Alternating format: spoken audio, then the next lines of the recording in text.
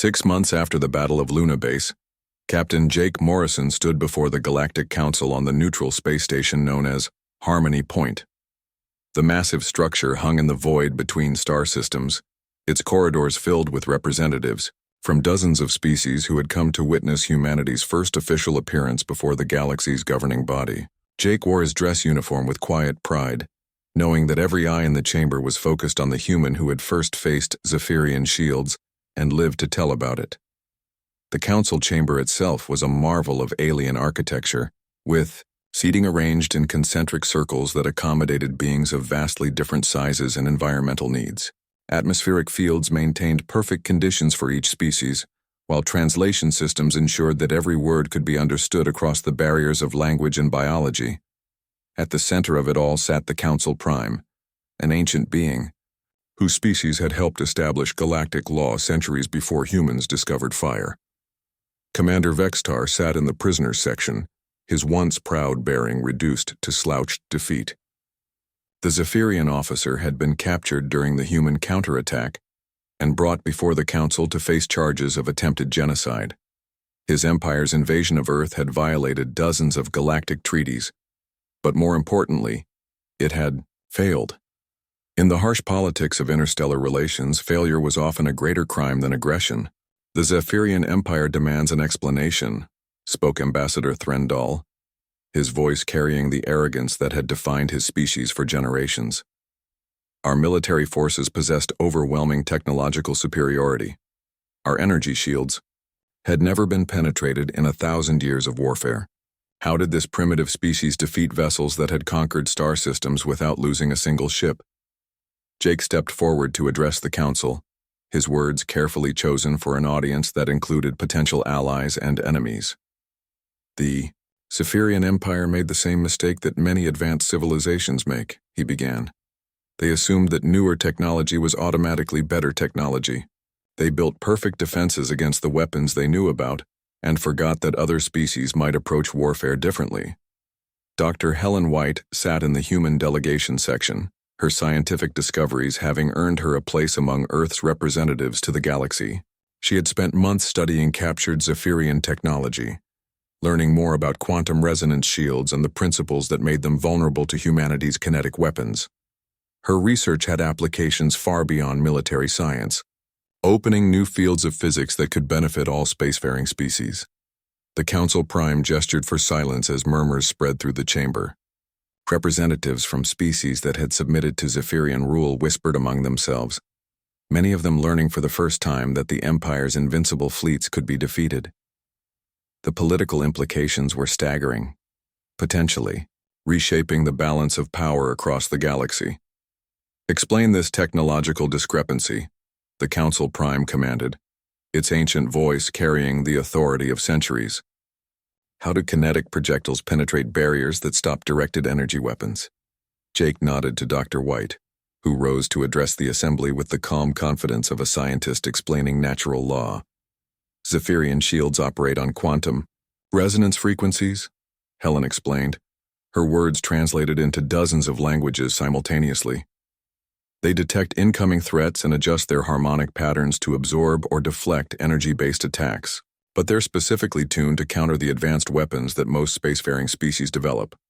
They simply cannot detect or respond to simple kinetic projectiles moving at moderate velocities.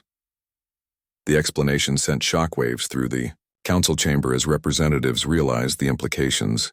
The Zaphirian Empire had built their military dominance on technology that was specifically vulnerable to the primitive weapons that most species abandoned as they developed more advanced alternatives. Humanity's refusal to completely abandon kinetic warfare had given them an accidental advantage that no one could have predicted. Ambassador Krelvin of the Andromedan Republic leaned forward in his seat, his multifaceted eyes focused intently on the human delegation. His species had been fighting a losing war against Zaphirian expansion for decades, losing system after system to fleets protected by impenetrable shields. Are you saying that our ancestors' ballistic weapons could have penetrated these barriers all along? Jake nodded grimly. If they had been designed correctly, yes. The key is understanding how the shields work and building ammunition that exploits their limitations. It's not about overwhelming the barriers with force. It's about using weapons that the barriers can't recognize as threats. News of humanity's victory had already spread throughout the galaxy, carried by the few Zaphirian ships that had escaped the solar system. Rebellions were breaking out across the Empire as subject. Species learned that their oppressors were not invincible. Fleets that had conquered hundreds of worlds suddenly found themselves facing enemies armed with hastily constructed kinetic weapons based on human designs. General Chris Parker joined the human delegation via holographic projection from Luna Base, where construction crews were expanding the fortress that had become the symbol of humanity's resistance.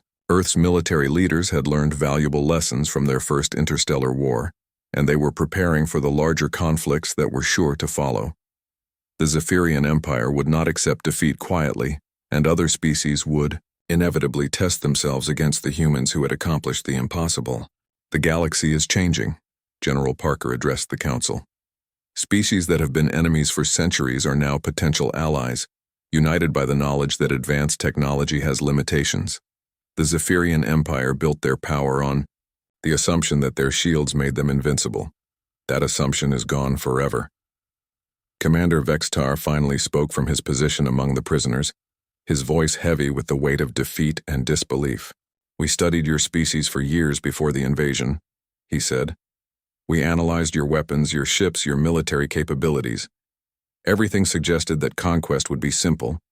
Your projectile weapons were classified as obsolete relics from a primitive past." Jake turned to face the defeated Zaphirian commander, understanding the confusion and frustration in the alien's voice. "Your analysts made the same mistake your military did," he replied.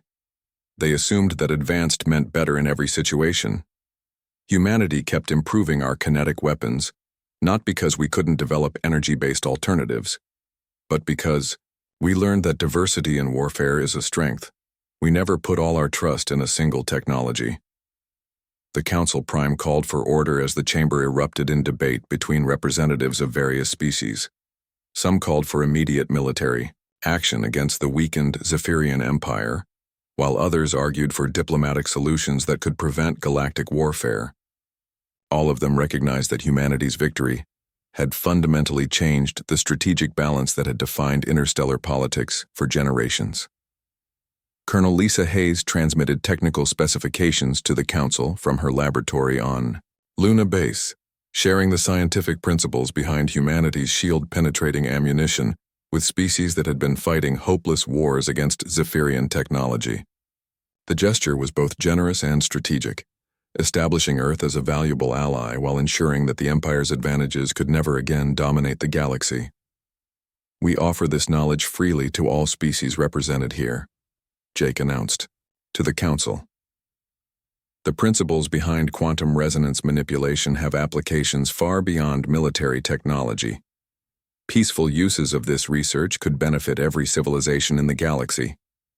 The statement was carefully calculated to position humanity as a responsible emerging power rather than a potential threat to established order. The session continued for hours as representatives grappled with the implications of humanity's technological breakthrough. Species that had been enemies for millennia found themselves discussing alliance against a common oppressor whose invincibility had been shattered by weapons they had dismissed as primitive. The galaxy's political landscape was reshaping itself around the simple truth that sometimes the old ways were still the most effective. As the formal proceedings drew to a close, Jake Morrison reflected on how far humanity had come in just a few months. Earth had gone from an unknown world on the galaxy's edge to a major power whose military innovations were studied and copied across dozens of star systems. The species that had climbed from caves to the cosmos by throwing rocks at their problems had found a way to keep throwing rocks, even against enemies who commanded the power of stars. The Council Prime delivered its final judgment on the Zaphirian invasion, formally censuring the Empire for violations of galactic law while recognizing humanity's right to defend itself.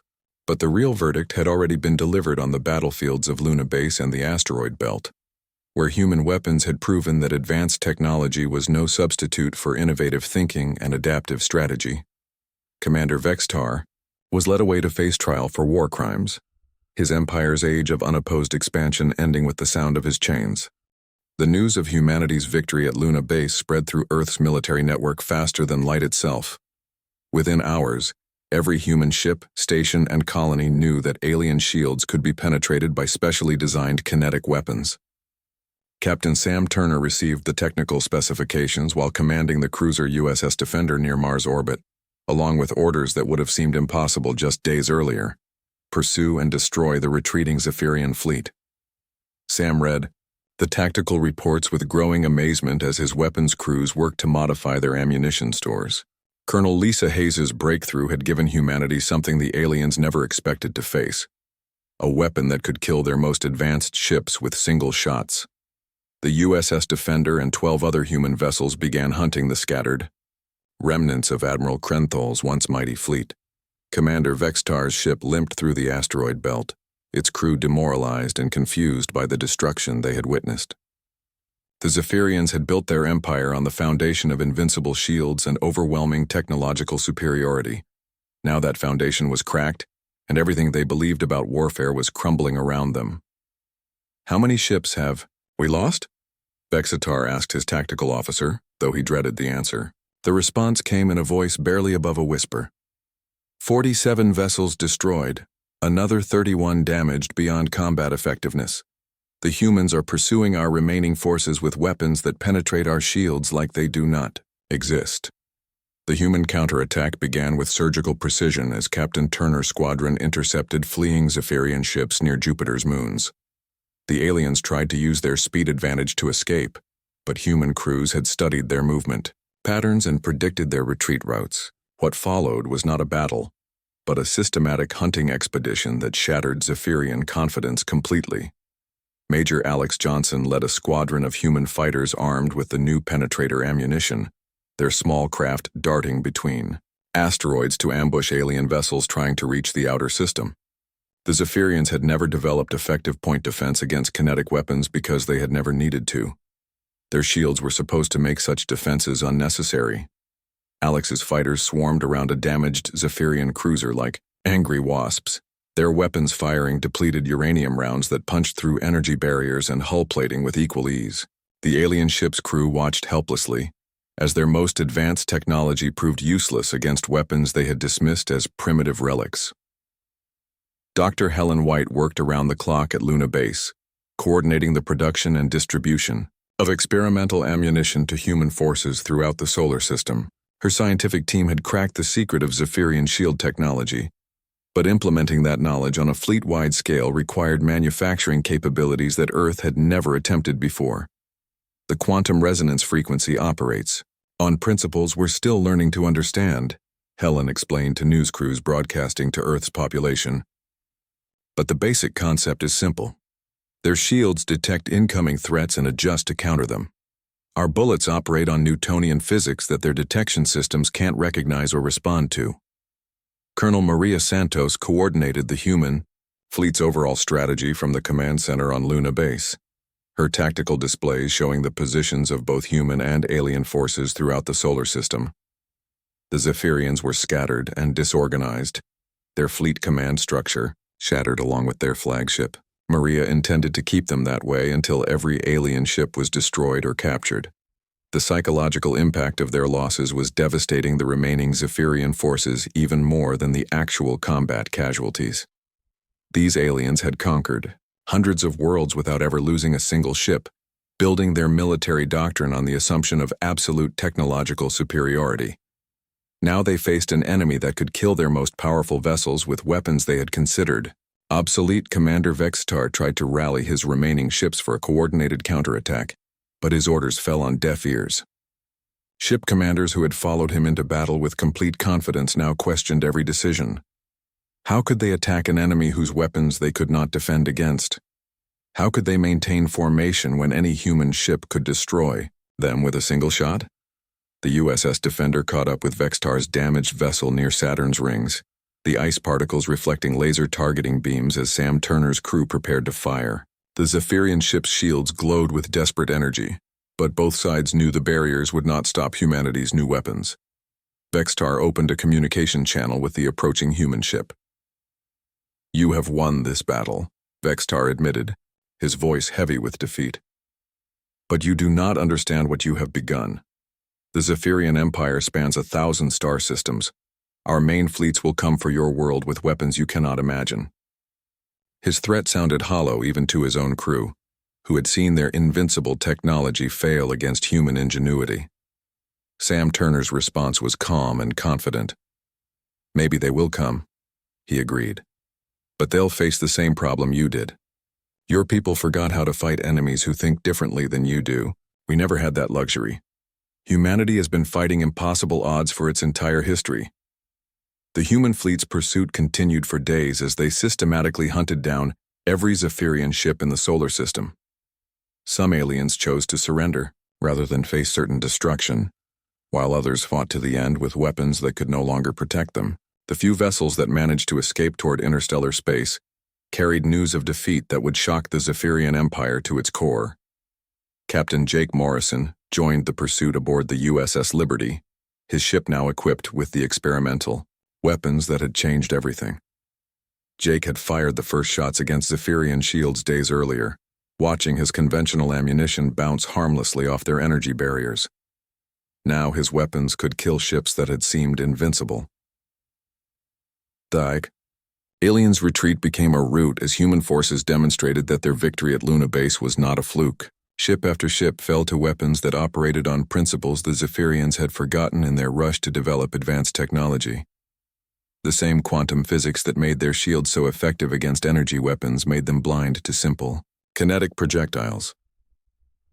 Dr. Helen White's research team made additional breakthroughs as they studied captured alien technology, learning more about the quantum resonance systems that protected Zaphirian ships. Each discovery led to improvements in human weapons, making their penetrator rounds even more effective against alien defenses.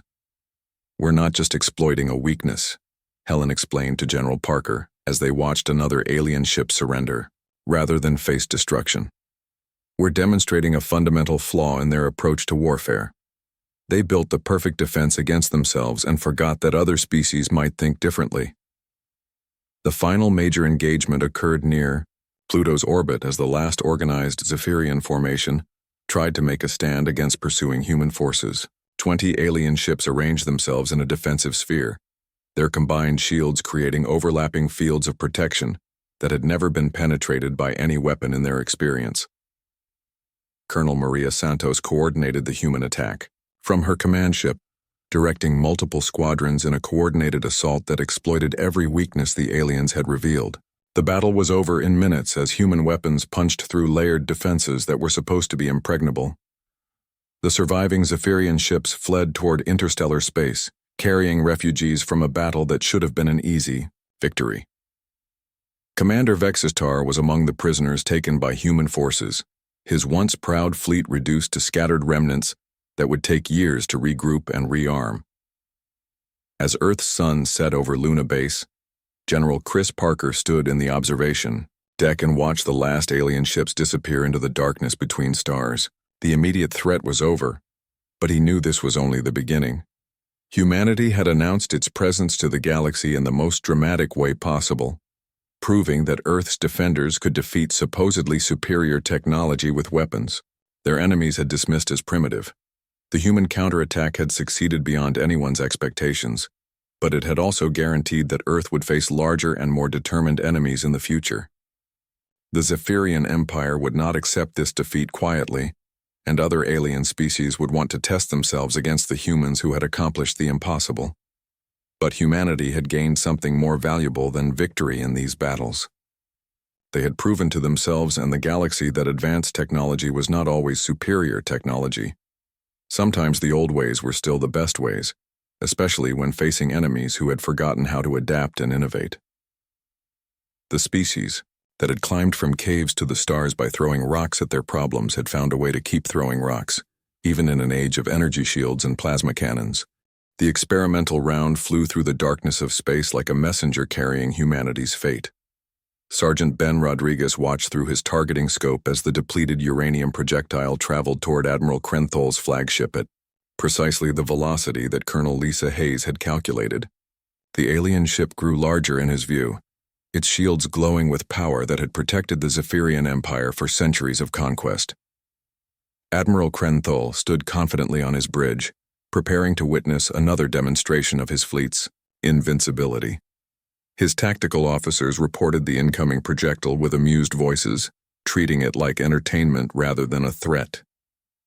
"Single kinetic round approaching," announced his weapons officer. "Standard human design, moderate velocity. Shields will absorb it easily." The round struck the energy barrier surrounding the Eternal Dominion exactly where Ben had aimed, just forward of the ship's main reactor section. For a moment that stretched like eternity, nothing seemed to happen. The alien crew watched their shield displays, expecting to see the familiar pattern of energy absorption and dispersal that had protected them against every weapon they had ever faced. But the displays showed something impossible. Instead of bouncing off or being absorbed by the quantum resonance field, the human projectile passed through the energy barrier as if it did not exist. The shields registered no impact, no energy transfer, no defensive response at all. The round simply continued on its path, moving through multiple layers of supposedly impenetrable protection like a knife cutting through air. Admiral Krenthal's eyes widened in shock as alarms began screaming throughout his ship. The round punched through the flagship's hull with devastating force, its depleted uranium construction and crystalline structure tearing through armor plating that had never been breached. Secondary explosions rippled through the ship's interior, as critical systems failed in cascade failures that the Zaphirians had never experienced. The Eternal Dominion's reactor core destabilized as the round destroyed primary containment systems. Energy that powered shields and weapons suddenly had nowhere to go except outward in an expanding sphere of destruction. The massive flagship, pride of the Zaphirian fleet and symbol of their technological superiority, became a miniature star as its own power source consumed it from within. The explosion lit up Luna Base and cast shadows across the lunar surface that could be seen from Earth. Ben Rodriguez stared through his scope in amazement, unable to believe what he had just accomplished. The most powerful ship in the alien fleet was gone, destroyed by a single shot from humanity's supposedly primitive weapons. Colonel Lisa Hayes watched the destruction through Luna Base's sensors, her scientific mind racing to understand exactly what had happened.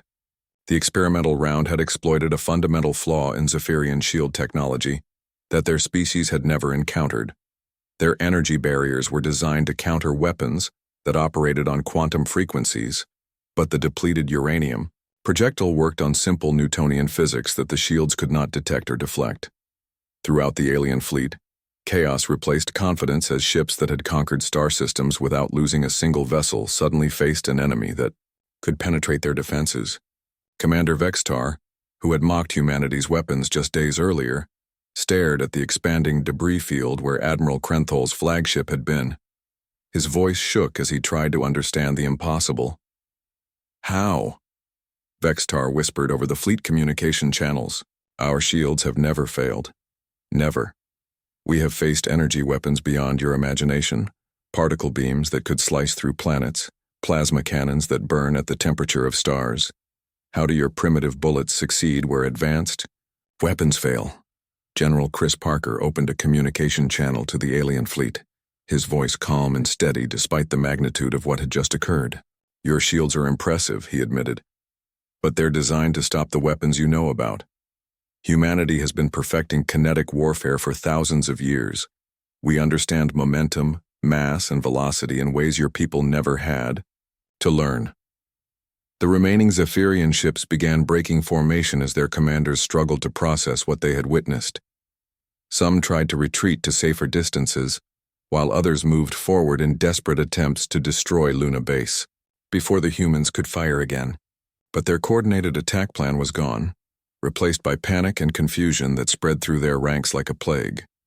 Dr. Helen White worked frantically in Luna Base's research center, analyzing the successful shot and preparing more of the experimental ammunition. She had spent years studying theoretical physics, but nothing in her education had prepared her for the reality of exploiting alien technology.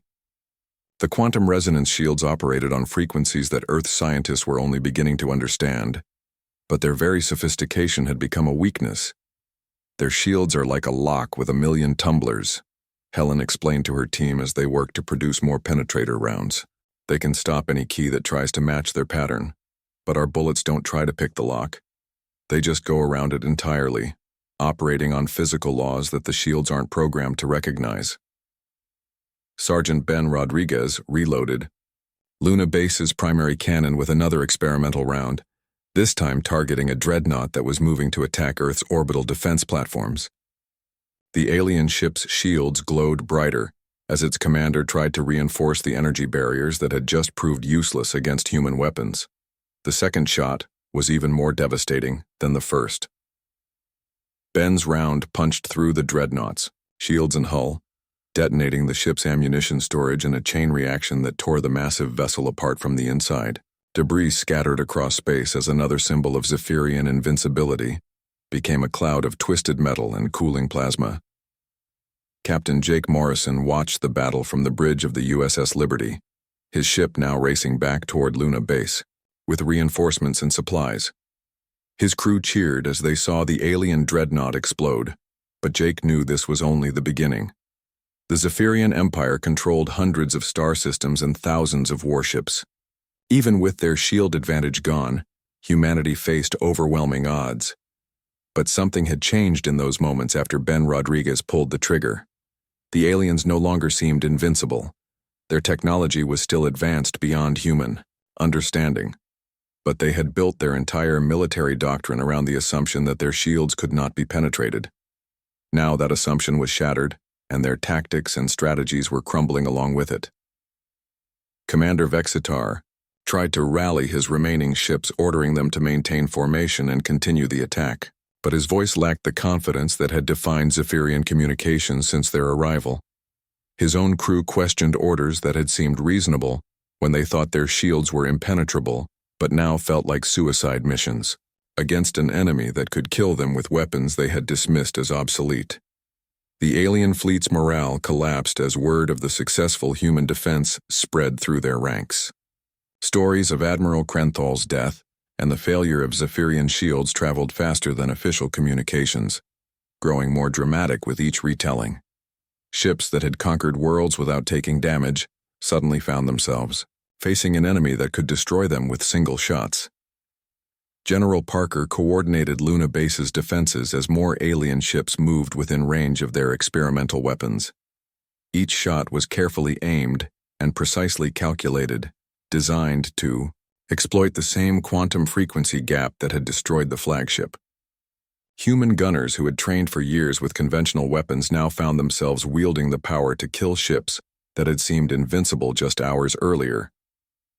The battle continued through the lunar night as human defenders proved again and again that their supposedly primitive weapons could penetrate the most advanced shields in the galaxy.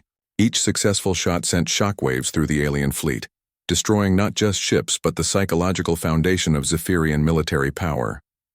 As Earth's sun rose over Luna Base's scarred surface, the Zaphirian fleet was in full retreat. Ships that had arrived confident in their superiority now fled toward the outer system, carrying news of humanity's impossible victory to an empire that had never known defeat. The aliens who had mocked human weapons until the first shot fired were learning that sometimes the oldest technologies were still the most dangerous. The shot that Sergeant Ben Rodriguez fired from Luna Base became known throughout the galaxy as the moment when humanity announced its arrival as a major power. It was the shot heard across the stars, the single projectile that changed the balance of power and proved that advance did not always mean better. The Zaphirian Empire's age of unopposed conquest was over, ended by humans who still threw rocks at their enemies and had become very good at it. 3 days after first contact, the main Zaphirian battle fleet arrived at the edge of Earth's solar system like a storm made of metal and energy. 200 massive warships dropped out of faster-than-light travel in perfect formation, their hulls gleaming with the same blue metal that bent light around their edges. Each ship stretched for miles, bristling with weapons that could crack planets and shields that had never failed in 1,000 years of conquest. Admiral Krenthal stood on the bridge of his flagship, the Eternal Dominion, and studied the primitive, human defenses through his tactical displays. Luna Base sat on Earth's moon like a metal growth, its weapon emplacements and defense towers looking pathetically small compared to his mighty fleet. He had conquered star systems with stronger defenses, using only a dozen ships. This would be over in minutes. General Chris Parker walked through the corridors of Luna Base, checking on his troops and trying to project confidence he did not feel. Every sensor reading told the same story. They were outnumbered, outgunned, and facing technology that made their best weapons look like stone axes. But Chris had not spent 30 years in Earth's military to give up without a fight. His people deserved better than surrender. The base hummed with activity as soldiers and technicians prepared for the coming battle. Colonel Lisa Hayes worked in the engineering section. Her team gathered around pieces of alien technology that Jake Morrison's crew had managed to scan during their encounter. The energy shield data was incomplete, but it was all they had to work with. The shields operate on quantum resonance frequencies, Lisa explained to her team as she pointed at the holographic display showing alien ship schematics. They create a barrier that disperses incoming energy across multiple dimensional layers. That's why plasma and laser weapons can't penetrate them. The shields just spread the energy out until it becomes harmless. Sergeant Ben Rodriguez listened from the back of the room, his massive frame filling the doorway. He had been chosen to operate Luna Base's primary defense cannon, a railgun so large it took up an entire section of the base. Ben had fired the E weapon hundreds of times in training but never at a real enemy. Now he would get his chance against ships that seemed impossible to kill. Admiral Krenthal opened communications to Luna Base, his voice carrying the same mocking tone that Commander Vextar had used days earlier. "Defenders of this pathetic moon fortress," he said, "you have seen our power. You know your weapons cannot harm us. Surrender now, and your deaths will be quick. Continue this foolish resistance, and we will make you suffer before we claim your world." General Parker stepped up to the communication console and activated the response channel. "This is General Chris Parker, commanding officer of Luna Base. We have your surrender demand, and our answer is no. If you want our world, you'll have to take it from us." The channel closed with a sharp click that echoed through both the human base and the alien fleet. Krenthal laughed at the humans' defiance. "Very well. We shall demonstrate the futility of your primitive weapons. All ships prepare for attack formation. But first, let us show these humans exactly how powerless they are." He selected his most powerful dreadnought, the Star Crusher, and ordered it to approach Luna Base alone. The massive alien ship moved slowly toward the moon's surface, its shields glowing brighter as it prepared to absorb whatever weapons the humans could bring to bear. Krenthal wanted every human watching to see their strongest defenses fail completely before his fleet destroyed them all. "Target the approaching ship," General Parker ordered his weapon crews. "All cannons, fire at will. Show them what human firepower looks like." Luna Base erupted in light and smoke as every weapon system opened fire at once. Railgun rounds, missiles, and particle beams streaked toward the alien dreadnought in a display of desperate fury. The alien shields flared brilliantly as the human weapons struck, energy barriers absorbing and dissipating the incoming fire exactly as designed. Tungsten penetrator rounds that could punch through mountains bounced harmlessly off the energy fields. Nuclear warheads detonated against the shields without leaving so much as a scorch mark on the ship's hull. Krenthal watched the spectacular but useless display with satisfaction. "Observe, humans," he broadcast to Luna Base and every receiver on Earth. "Your most powerful weapons cannot even scratch our weakest shields. This is the difference between a primitive species and the masters of the galaxy. You throw metal rocks, while we command the forces of creation itself." But in Luna Base's engineering section, Colonel Lisa Hayes was not watching the failed attack. She was studying the energy readings from the alien shields, analyzing how they had absorbed and redirected the human weapons. The quantum resonance patterns were fascinating and complex, but they revealed something important. The shields were specifically designed to counter high-energy impacts and fast-moving projectiles. They worked by detecting incoming threats and adjusting their frequency to match and dissipate the attack. "What if we don't try to overwhelm the shields?" Lisa asked her team. "What if we design something they can't detect or counter?" Her fingers moved across holographic controls, bringing up metallurgy data and ballistics calculations. The Zaphirians had built the perfect defense against energy weapons and high-velocity kinetic strikes. But what about moderate velocity rounds with specific composition and design characteristics? Working through the night, Lisa's team developed a new type of ammunition based on their analysis of alien shield technology.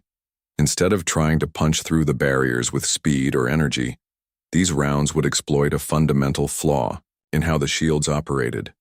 The aliens had never encountered weapons designed specifically to bypass their defenses because no enemy had ever survived long enough to study their technology. The new penetrator rounds looked simple compared to humanity's usual ammunition. They were made from depleted uranium with a crystalline structure that would interact with quantum fields in unexpected ways. The rounds would travel at precisely calculated velocities, slow enough to avoid triggering the shield's defensive responses, but fast enough to maintain lethal momentum. Sergeant Ben Rodriguez received the first of the experimental rounds just as Admiral Krenthol's fleet began moving into attack formation. The alien admiral had grown tired of demonstrations and wanted to end the battle quickly. 200 ships arranged themselves in a sphere around Luna Base, their weapons charging for a coordinated strike that would reduce the human fortress to scattered debris. All human forces, Krenthal announced. You have witnessed our power and chosen death over surrender. Very well. Your resistance ends now. The alien fleet began its final approach, shields glowing like blue stars as they prepared to deliver the killing blow. Ben loaded the experimental round into Luna Base's primary cannon, feeling the weight of humanity's hopes resting on his shoulders. The targeting system locked onto Admiral Krenthol's flagship, the massive vessel that led the alien formation. If this shot failed, there would be no second chance. The aliens would destroy Luna Base and move on to Earth itself. General Parker stood beside Ben at the firing controls, watching the alien fleet draw closer with each passing second. This is it, he said quietly. Everything we've learned, everything we've built comes down to this moment. Make it count, Sergeant. Ben's finger hovered over the firing trigger as he made final adjustments to the cannon's aim. The experimental round sat in the chamber, its unique properties completely unknown to the approaching aliens. Lisa Hayes had explained the science behind its design, but theory and practice were different things. They would only know if it worked when the round struck its target. The alien flagship filled Ben's targeting screen, its shields bright with power that had conquered countless worlds. Admiral Krenthal stood on his bridge, confident in the invincibility that 1,000 victories had given him. He had no idea that humanity's greatest weapon was not advanced technology or overwhelming firepower. It was the ability to learn, adapt, and find solutions when everything seemed hopeless. Ben Rodriguez took a deep breath, steadied his aim, and pulled the trigger.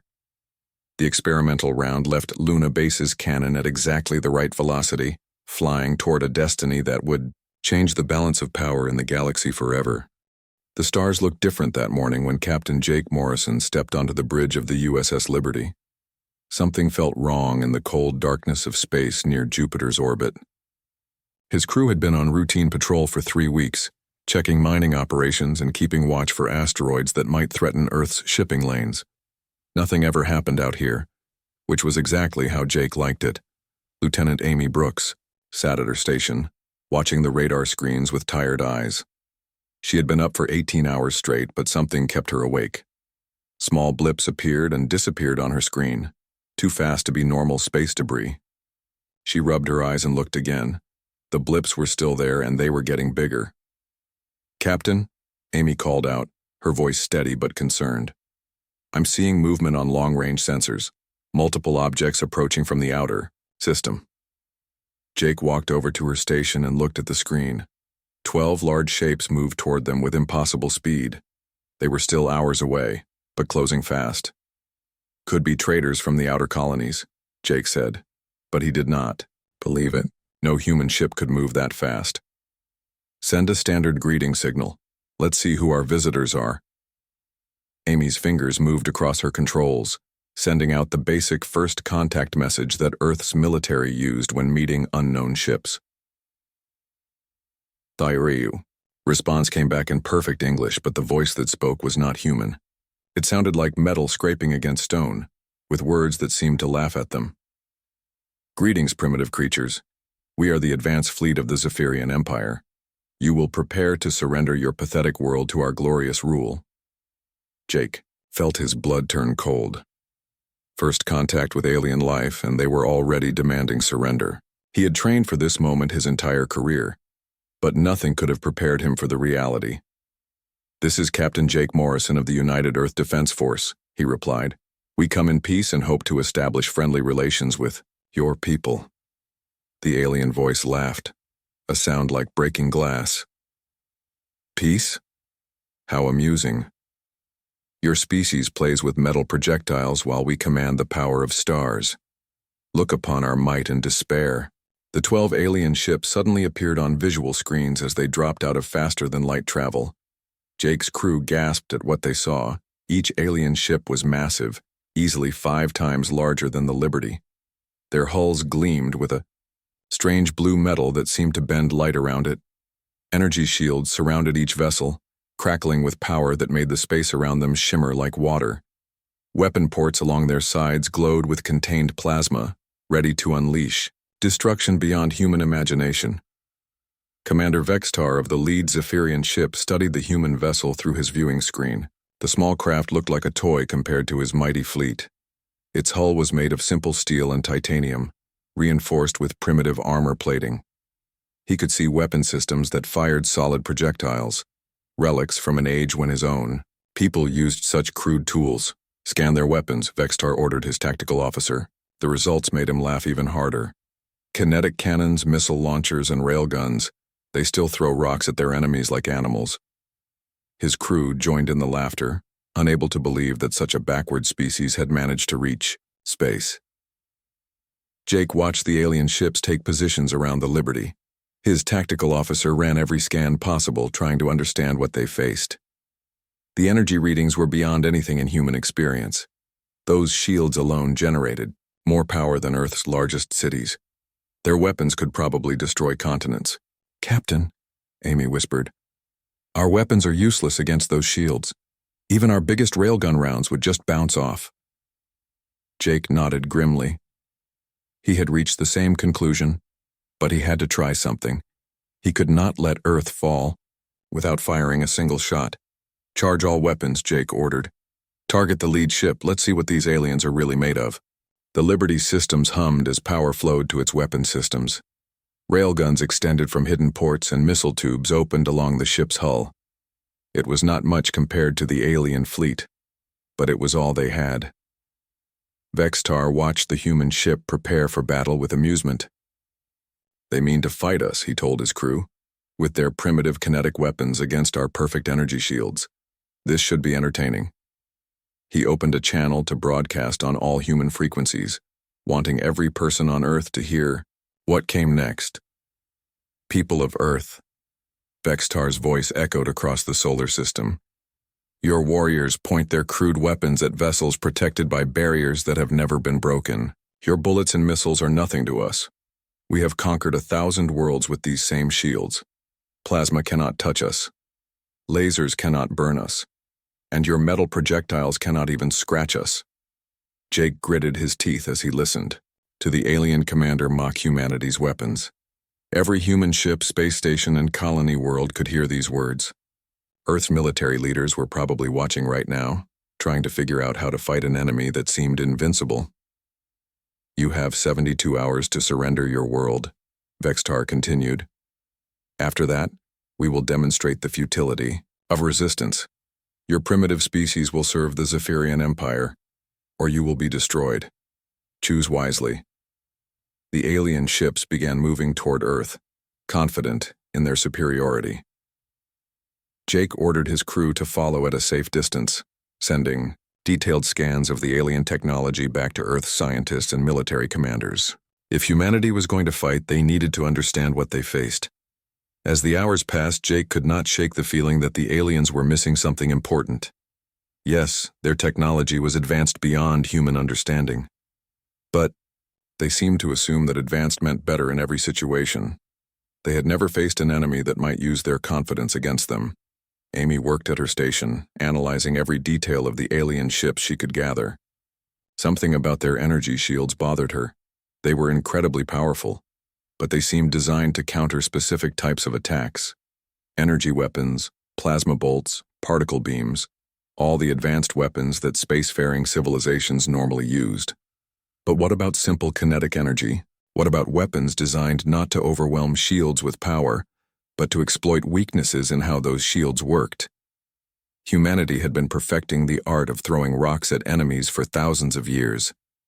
Maybe there was something the aliens had forgotten in their rush to build perfect defenses. Jake smiled grimly as Earth grew larger on his view screen. The aliens thought they had already won, but humanity's greatest strength had always been its ability to find solutions when everything seemed hopeless. These Zaphirians were about to learn that sometimes the oldest weapons were still the most dangerous.